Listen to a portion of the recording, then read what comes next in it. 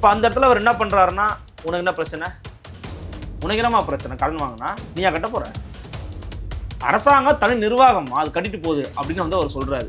இப்போ இதுதான் வந்து பார்த்தீங்கன்னா பெரிய டிபேட்டுக்கும் டிஸ்கஷனுக்கும் வந்து உருவாயிருச்சு. எப்படி பொதுமக்களுக்கு பங்கு இல்லைன்னு ஆகும்? ஃபார் எக்ஸாம்பிள், இப்போ அரசாங்கத்துக்கு நிறைய கடனை திருப்பி கட்டணும்னு சொல்லுது. அப்போ அரசாங்கம் எங்கேருந்து காசு இருக்குது? ஜெயரஞ்சன் ஐயா சட்டப்பேரவை காசு எடுத்து கொடுக்குறாரா, இல்லை மரியாதைக்குரிய முதலமைச்சர் மு.க. ஸ்டாலினுடைய குடும்பத்துலேருந்து காசு எடுத்து கொடுக்குறாங்களா, இல்லை உதயநிதி நடிச்ச திரைப்படத்துலேருந்து காசு எடுத்து கொடுக்குறாங்களா? உங்கள் வீட்டில் இருக்கிற சட்டப்பையில இருந்தும் என்கிட்ட இருக்கிற சட்டப்பையில இருந்தால் காசு எடுத்து கொடுக்குறாங்க. அதோட முடிவுடைய உள்ள 5 ஆண்டுகளில் திமுக அரசு இந்த ஆட்சி அமைந்த பிறகு 4,73,299 கோடி கடன் வாங்கியிருக்கிறாங்க. இதே காலத்தில் திமுக அரசு செய்த மூலதன செலவோட மதிப்பு மட்டும், மூலதன செலவு 2,23,984 கோடி தான். மீதம் இருக்கக்கூடிய 2.49 லட்சம் கோடி எங்க போச்சு அப்படிங்கிற கேள்வியை எதிர்க்கட்சிகள் எழுப்பிக்கிட்டு இருக்காங்க. எனக்கும் அரசாங்கத்துக்கும் சம்பந்தமே இல்லைன்னா எப்படி? நான் இல்லாம அரசாங்கம் இல்லைங்க. மக்களுக்காக தான் அரசாங்கம், மக்களால் தான் அரசாங்கம். நம்மளுடைய கேள்விங்கிறது ஜெயரஞ்சன் அவர்களை நோக்கி இருக்கக்கூடாது. என்ன கேட்டீங்கன்னா, அவர் ஒரு டார்கெட்டே கிடையாதுங்க. அவர் இன்னைக்கு இருப்பாரு, நாளைக்கு போயிடுவாருங்க. அவர் கட்டாயமா நாளைக்கு போயிடுவாரு, இருக்க மாட்டார். அவர் நம்மளுடைய டார்கெட் வந்து திமுக தலைமையிலான தமிழ்நாடு அரசை நோக்கி தான் நம்மளுடைய கேள்வி இருக்குது. சமத்துவ நடைபயணம்னா தமிழ்நாட்டுல சமத்துவ நடைபயணம்னா இப்ப பேசுறாங்க. இதுக்கு முன்னாடி என்ன பேர் வந்துச்சு தெரியுமா உங்களுக்கு? முதல்ல துவங்கும் போது மது ஒழிப்புக்கான நடைபயணம் தான் சொன்னார். நல்லா நினைவு இருக்கு எனக்கு. மது ஒழிப்பு, போதை ஒழிப்புக்கான நடைபயணம் தான் சொல்லி ஆரம்பிச்சாரு. இப்போ அந்த பேரை மாத்திட்டாங்க. ஏன் சொல்லுங்க? திருத்தணியில் பார்த்தீங்கல்ல,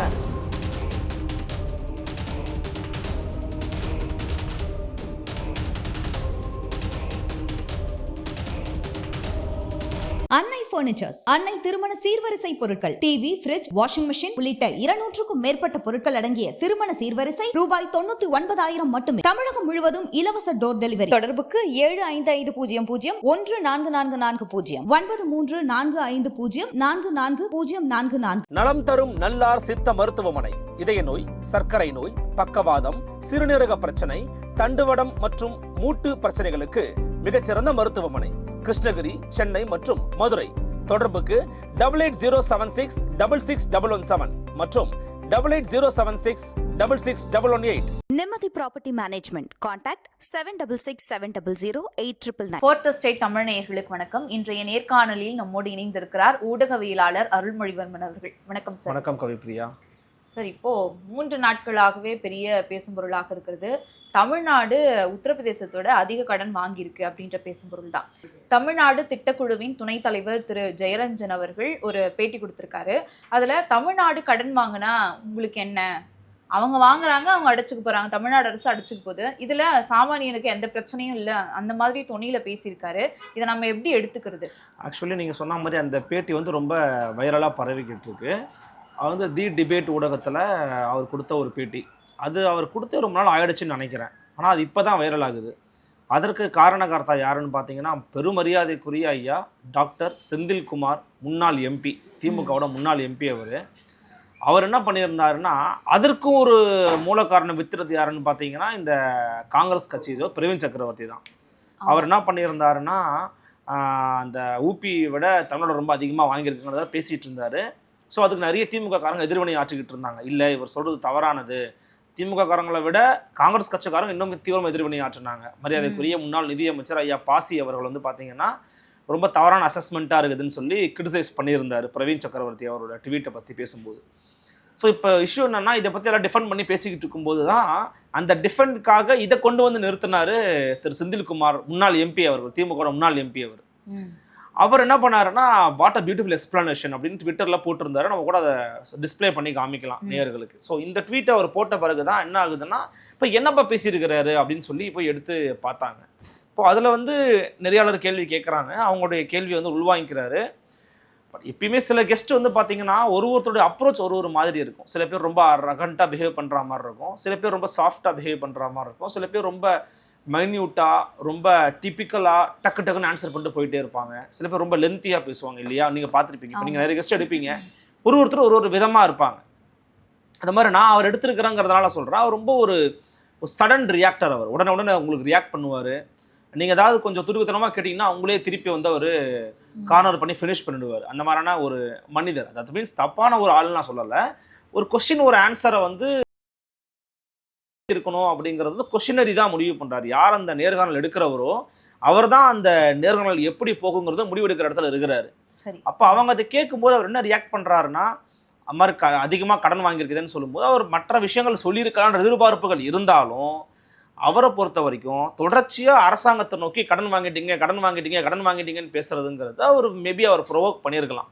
இப்போ அந்த இடத்துல அவர் என்ன பண்ண, உனக்கு என்னமா பிரச்சனை, கடன் வாங்கினா நீயா கட்ட போற, அரசாங்கம் தனி நிர்வாகம் அது கட்டிட்டு போகுது அப்படின்னு வந்து அவர் சொல்றாரு. இப்போ இதுதான் வந்து பார்த்தீங்கன்னா பெரிய டிபேட்டுக்கும் டிஸ்கஷனுக்கும் வந்து உருவாயிருச்சு. இப்போ என்னன்னா அவரை போட்டு செய்யறாங்க அப்படி செய்யறாங்க. இணையதளத்தில் செய்யறாங்கன்னா அவரை நெகட்டிவாக வந்து நான் அவரை வந்து இப்போ பார்க்க துவங்கி இருக்கிறாங்க. என்னன்னா மரியாதைக்குரிய ஐயா ஜெயரஞ்சன் அவர்கள் ஒரு பொருளாதார வல்லுநரே கிடையாது, அவருக்கு வந்து என்ன தெரியுங்கிறது தெரிஞ்சு போச்சு அப்படிங்கிற மாதிரி அவர் மீதான கடும் விமர்சனங்கள் வந்து ஒரு பக்கம் போய்கிட்டு இருக்கு. இப்போ நம்ம அதெல்லாம் ஒரு பக்கம் ஒதுக்கி வச்சுட்டு அவர் சொன்ன டேட்டாவை மட்டும் எடுத்து வந்து நம்ம டிஸ்கஷன் பண்ணலாம். இப்போ என்னன்னா, இப்போ நீங்கள் இருக்கிறீங்க, கவிப்பிரியா இருக்கீங்க, நீங்களும் நானும் இந்த அரசாங்கத்தினுடைய குடிமக்களா இல்லையா? குடிமக்கள். இப்போ நம்மளுடைய வாழ்க்கை நிலை அப்படிங்கிறது எதை பேஸ் பண்ணியிருக்குது? இந்த சொசைட்டியோட சமூக பொருளாதார கணக்கீடுகள் அடிப்படையில் தான் நம்முடைய வாழ்க்கை நிலைங்கிறது இருக்குது. இப்போ நான் வந்து ஒரு காலகட்டத்தில் மிக குறைவான ஒரு ஊதியத்தை வந்து பெற்றுக்கிட்டு இருந்தேன். அந்த குறைவான ஊதியம் இருக்கும்போது என்ன அரிசி விலை இருந்துச்சோ அதே அரிசி விலை இன்னைக்கு இருக்குதான்னு கேட்டிங்கன்னா கட்டாயமாக கிடையாது. நான் ஒரு காலகட்டத்தில் வாங்கிக்கிட்டு இருந்தேன், அல்லது எங்கள் தந்தையார் எடுத்துக்கோங்க, அவர் ஒரு காலகட்டத்தில் வாங்கிக்கிட்டு இருந்த அந்த ஊதியத்தை வச்சு தான் அவர் ஒரு மின்சார கட்டணம் கட்டியிருப்பார். இன்னைக்கும் அதே ஊதியத்தை வாங்கிட்டு இந்த மின்சார கட்டணத்தை கட்ட முடியுமா? முடியாது. அஃப்கோர்ஸ் முடியாதுங்கிறதா யதார்த்தமான உண்மை.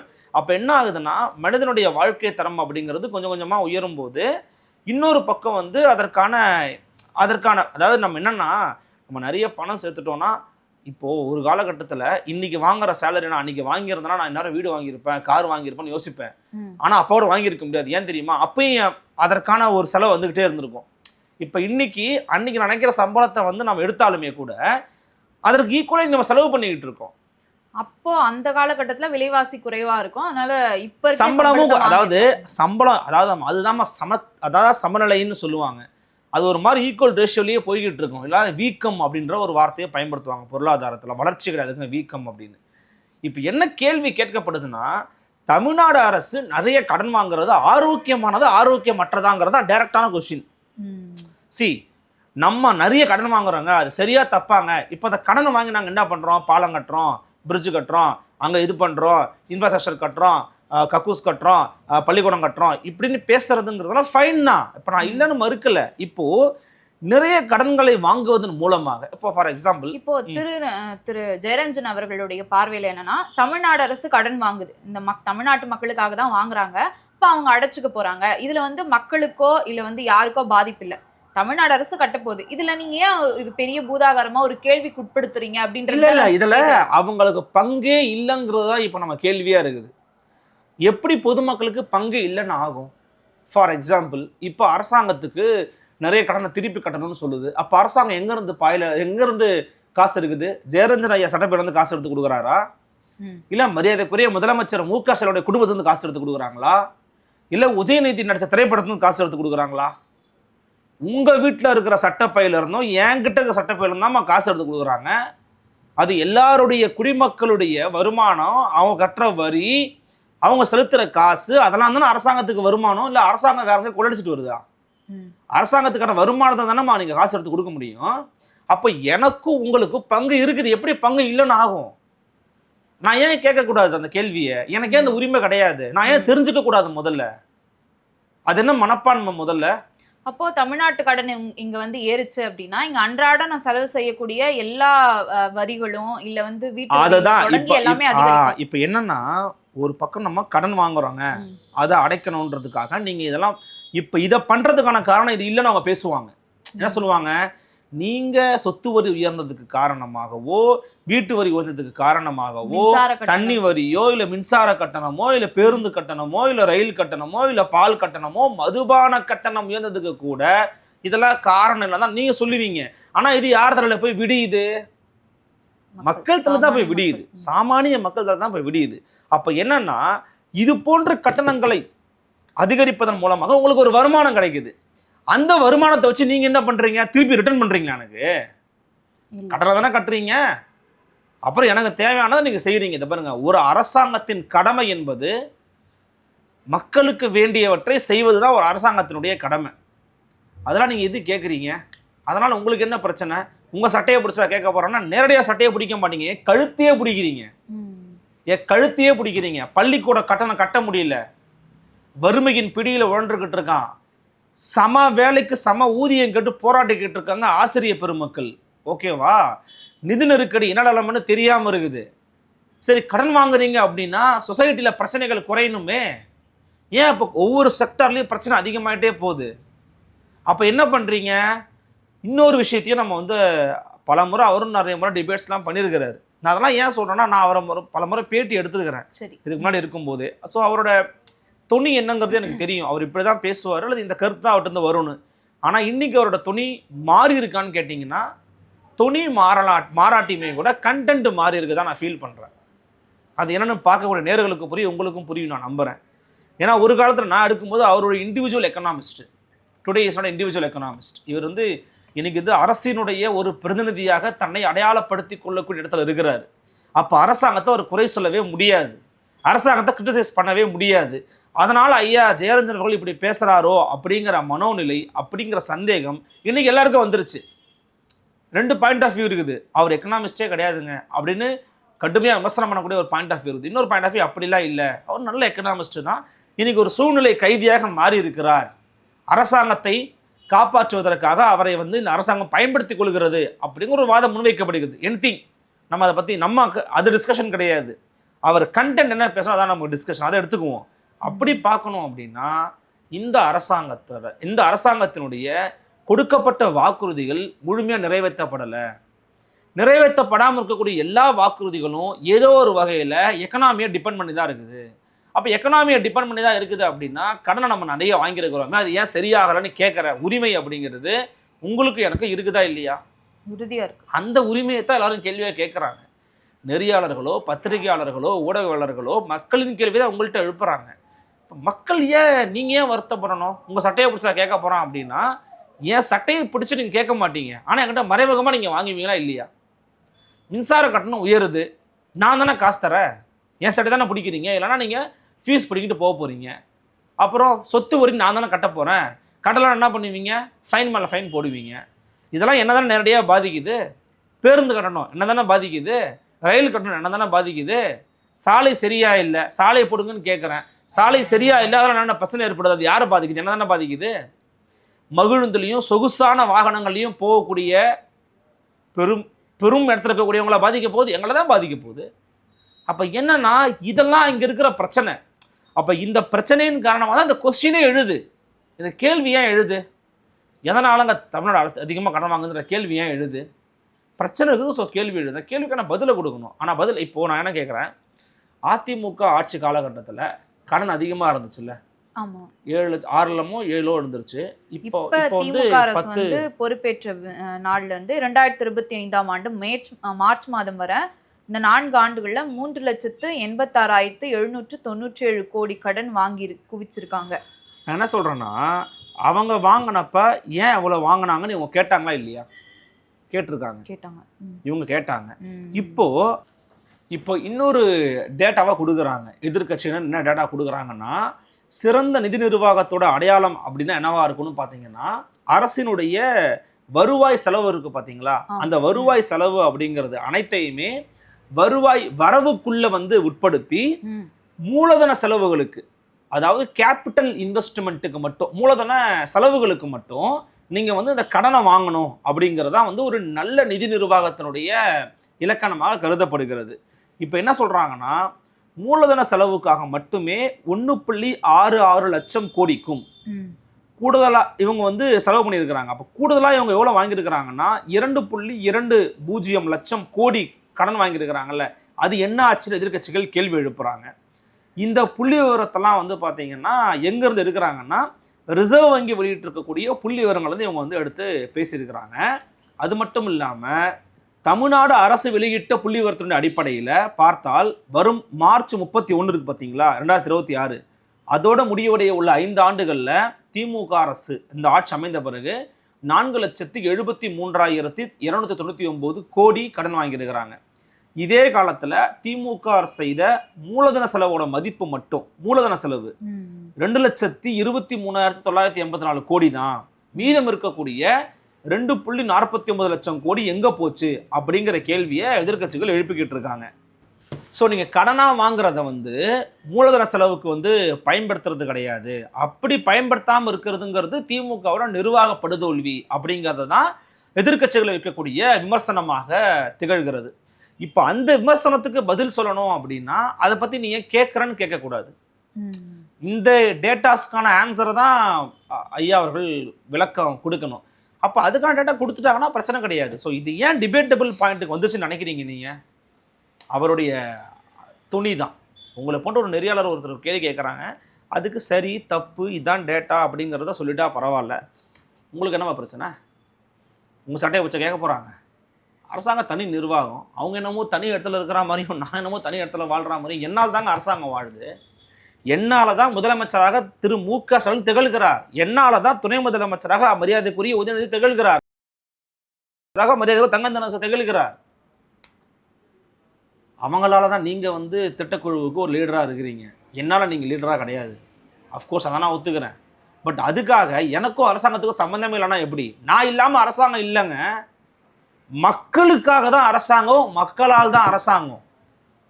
உங்களுக்கு புரியுதா? என்னால் தான் திமுக ஆட்சியில் இருக்குது இன்னைக்கு. அப்போ நான் தான் என்ன கேள்வி கேட்க முடியும். நான் தானே என்னங்க கடன் ஆகிட்டே போகுது, என்னங்க பிரச்சனையாகும் அப்படின்னு தெரிஞ்சுக்கிறதுக்காக கேட்குறேன். அதே போல மக்களின் கிட்ட வரி பணத்தை வாங்கி தான் அரசாங்கத்தை ரன் பண்றாங்க. அஃப்கோர்ஸ் அப்படிதான் நடக்குது. அதை நீங்கள் உதாசீனப்படுத்திட்டு போகிறதுங்கிறது அவ்வளவு ஒரு அறிவுபூர்வமான விவாதமாக இருக்காது.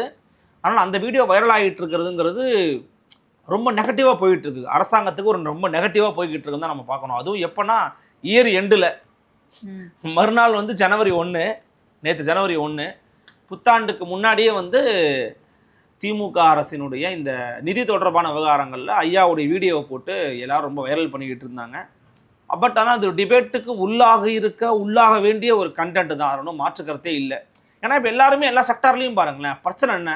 காசு தான் பிரச்சனை. நீங்கள் கடன் வாங்கினா வளர்ச்சி தான் இருக்குது, எல்லாமே சூப்பராக தான் இருக்குங்கிறீங்க. அப்போ ஏன் பிரச்சனை இருக்குது? அப்போ முக்கியமான பிரச்சனையை நீங்கள் ஃபேஸ் பண்ண மறுத்துட்டீங்களா? அப்போ நீங்கள் என்ன பண்ணீங்கன்னு வெள்ளை இருக்க கொடுங்கன்னு கேட்டால் வெள்ளை அப்புறம் எடுத்து காட்டுறாரு மரியாதைக்குரிய தொழில்துறை அமைச்சர். ஏன் இதெல்லாம் பண்ணுறீங்க? இப்போ அவங்களுக்கும் நிறைய சிக்கல்கள் இருக்குது. பார்ப்போம் என்ன பண்ணுறாங்கன்னு பார்ப்போம். பட் இவர் ஒருத்தரையே போட்டு அட்டாக் பண்ணுறது, டார்கெட் பண்ணுறதுங்கிறதும் சரியான அணுகுமுறை கிடையாது. ஜெயரஞ்சனுங்கிறவர் அவர் ஒரு பொறுப்பு கொடுத்துருக்குறாங்க, அந்த பொறுப்பில் அவர் இருக்கிறார், அவ்வளோதான். அதற்காகவே அவர் ஒட்டுமொத்தமாக பலிகடா வாக்குறதுங்கிறத நான் ஏற்கலை. நம்மளுடைய கேள்விங்கிறது ஜெயரஞ்சன் அவர்களை நோக்கி இருக்கக்கூடாது. என்ன கேட்டிங்கன்னா அவர் ஒரு டார்கெட்டே கிடையாதுங்க. அவர் இன்னைக்கு இருப்பாரு, நாளைக்கு போயிடுவாருங்க. அவர் கட்டாயமாக நாளைக்கு போயிடுவார், இருக்க மாட்டார் அவர். நம்மளுடைய டார்கெட் திமுக தலைமையிலான தமிழ்நாடு அரசை நோக்கி தான் நம்மளுடைய கேள்வி இருக்குது. புரியுதுங்களா? அதுக்கு அமைச்சர் பெருமக்கள் இருக்காங்க, முதலமைச்சர் ஐயா இருக்கிறாங்க, அவரை நோக்கி நம்ம கேள்வி கேட்கலாம். இவரை டார்கெட்டாக மாற்றுறதுங்கிறது வேஸ்ட் ஆஃப் டைம் எனக்கு தெரிஞ்சு. அடுத்து இப்போ திமுக பற்றி பேசக்கூடிய இந்த நேரத்தில் திமுகவினுடைய கூட்டணியில் இருக்கக்கூடிய மதிமுக திரு வைகோ அவர்கள் நடைப்பயணம் சமத்துவ நடைப்பயணம் இன்னைக்கு மேற்கொள்கிறாரு. அதில் என்ன இன்னைக்கு ஒரு பிரச்சனை வந்திருக்கு அப்படின்னா, திமுக கூட்டணியில் இருக்கக்கூடிய இன்னொரு கட்சியான காங்கிரஸ் இதில் நாங்கள் கலந்துக்க மாட்டோம் திரும்பியும் பிரச்சனை.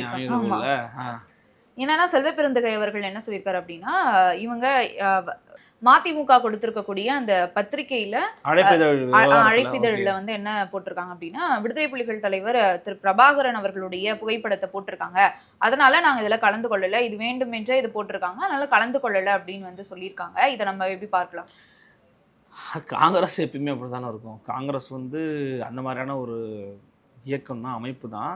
ஆனால் என்ன இந்த நேரத்தில் இது ஏன் பண்ணுறாங்கன்றது கேள்வி. இன்னொன்று விஷயத்த நம்ம பேசுவோம். வைகோயை எதுக்காக இதை பண்ணியிருக்கிறாரு இன்னைக்கு பார்த்தீங்களா? சமத்துவ நடைப்பயணம்னா தமிழ்நாட்டில் சமத்துவ நடைப்பயணம்னா இப்போ பேசுகிறாங்க. அதுக்கு முன்னாடி என்ன பேர் வந்துச்சு தெரியுமா உங்களுக்கு? முதல்ல துவங்கும் போது மது ஒழிப்புக்கான நடைப்பயணம் தான் சொன்னார். நல்லா நினைவு இருக்கு எனக்கு. மது ஒழிப்பு, போதை ஒழிப்புக்கான நடைப்பயணம் தான் சொல்லி ஆரம்பிச்சாரு. இப்போ அந்த பேரை மாற்றிட்டாங்க. ஏன் சொல்லுங்க? திருத்தணியில் பார்த்தீங்கல்ல, போதையை போட்டு 3 பசங்க என்ன பண்ணானுங்கன்னு. இப்போ சொசைட்டியில் அங்கங்கே கொதி நெல் இருந்துக்கிட்டு இருக்கு. போதை, மது, கஞ்சா அப்படின்றதெல்லாம். அந்த கொதிநிலையை இவர் வந்து தூபம் போட்டு அதிகப்படுத்திடுவார். ஏன்னா வைகோ சாதாரணமான ஆள் கிடையாது. அவர் நடைபயணம் நடந்துக்கிட்டே இருப்பா அப்படி அவர். அது மாதிரி பல நடைபயணங்கள் அவர் மது ஒழிப்புக்காகலாம் பண்ணியிருக்கிறாரு. அப்போ அந்த மாதிரி ஒரு மனிதர் இதை பண்ணுறாரு அப்படின்னா நாளைக்கு அது பெருசாக இருந்துச்சுன்னா என்ன பண்ணுறது? அதனால் வேறு ஏதாவது பேர் வச்சுக்கோங்க. சமத்துவம், சமூக நீதி, ஜனநாயகம் பேர் வச்சுக்கோங்க. ஜனநாயகம் வைக்க மாட்டாங்க, விஜய் படம். சமத்துவம், சமூக நீதி வச்சுப்பாங்க. ஏன் அந்த பேர் வைக்கல நீங்கள்? மது ஒழிப்புங்கிறத ஏன் கைவிட்டீங்க? அப்போ என் கேள்வி அதுதான். இன்னொன்று, இப்போ பிரபாகரன் படத்தை பயன்படுத்திட்டாங்களாம்மா.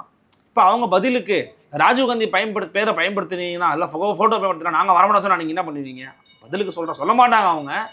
ஏன்பா அப்படி சொல்லணும்? அவங்கள பொறுத்த வரைக்கும் ராஜீவ்காந்தி வந்து தப்பு பண்ணிட்டாரு, அமைதிப்படை அமைச்சுன்னு அவங்களுடைய கருத்தாக இருக்குது. அவங்க சொன்னால் நீங்கள் என்ன பண்ணுவீங்க? ஸோ இதெல்லாம் ஒரு ரீசனாக இருக்கக்கூடாது எனக்கு தெரிஞ்சு.